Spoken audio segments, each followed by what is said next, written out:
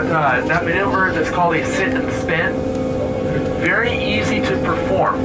All you got to do is, let's say you want to spin to starboard without really going anywhere for the most part. You just want to spin, right? That's why we call it that, by the way. You do full starboard bow, which is bow thruster, full port tiller, which is kind of like a rudder, and a stern about 2.5, which is 2,500 RPM. That'll swing you around real nice right there. Sit and spin.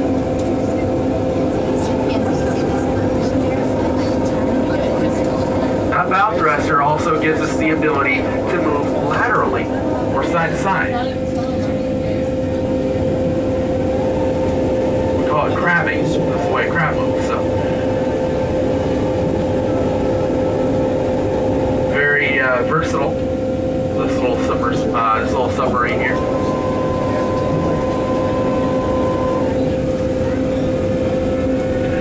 On both sides of the sub, you guys may see those tiny little brown guys out there with the white tails. Yeah, those are called the chocolate dipped damselfish, and they're on the exact opposite end of the spectrum from the ta'ape or the blue-line snapper.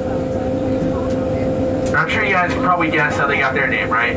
Yeah, it looks like someone grabbed them by the tail and dipped them in chocolate and tossed them right in the ocean. Now, the reason that they're on the exact opposite end of the spectrum from the blue-line snapper is because they're what's called an endemic species. Now, endemic means that they can only be found here, nowhere else in the entire world. Hawaii is home to approximately 680 different types of marine species, and about 30% of that 680, or a little over 220 in total, is endemic to the waters of Hawaii. That is the largest number in the world right there. Because Hawaii is the most isolated landmass on the planet.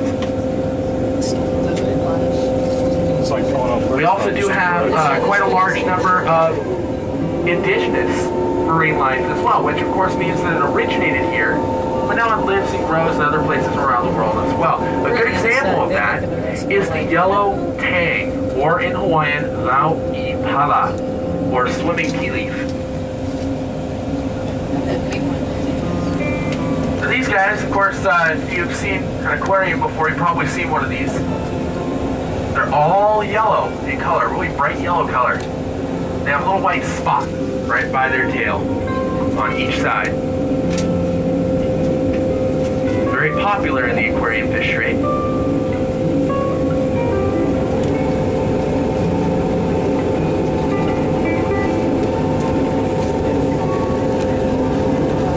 And that little white spot that the yellow tang has on each side of its body, right back by its tail. See those guys, little lights out there? The yellow ones, all yellow ones. Not the ones that are going along, the other yellow ones. Those are the yellow tags. See way out there, he's swimming off by himself. Wait for us.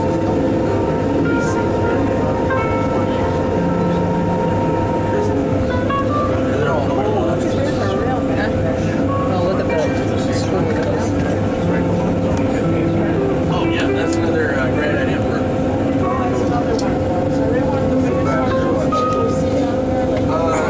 second. That's a good question. Why aren't we seeing any turtles? Well, turtles, they prefer to hang out more inshore. That's where all their food and all their protection is. Yeah, so a good way to see turtles up close and personal. Of course, don't touch them. That's a federal offense. But a good way to see them up close and personal is to go snorkeling. Several good places here for that. If we're going to see turtles. And lots and lots of great places to snorkel as well. Just about anywhere, honestly. And so, you know, since all their food and their protection is inshore, they don't really have a reason to come out here. We have seen turtles before from the sub once in 19 years, so very, very rare.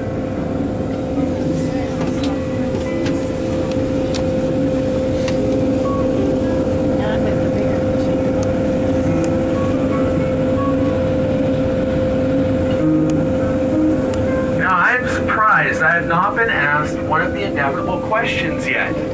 Where is all the color? No light. No light. Well, yeah, there's plenty of light out there, you see it? That's all sunlight, yeah. There's no lights on the outside of the sub, except for the ones that the Coast Guard requires us to have by law, such as running lights, towing lights, anchor lights, things like that. Now, how about a quick show of hands here? How many of you were expecting to see a whole lot of colors like you might see on National Geographic? Yeah? Ah, quite a few of you. All right. Well, guess what? National Geographic, they use a camera trick to get those really bright lights. It's called a very, very bright light that they introduce to their subject. And I've been doing underwater photography for years and years, so believe me, I know all about that one.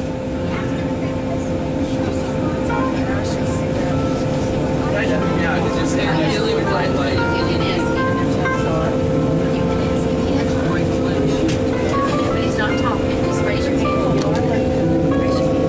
Yeah, I got a question. What's up?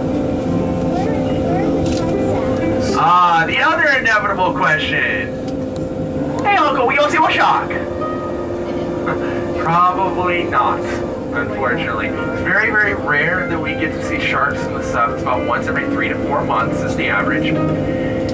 And sharks are a nocturnal creature, a nocturnal predator, so they prefer to hang out in areas away from the sun during the daytime and rest. Because sunlight actually hurts their eyes. Their eyes are very, very sensitive to the difference between light and dark. Dolphins. Occasionally we do see dolphins from the sub. That's about once every 2 to 3 months is the average. Yes, it is pitch black down here at night.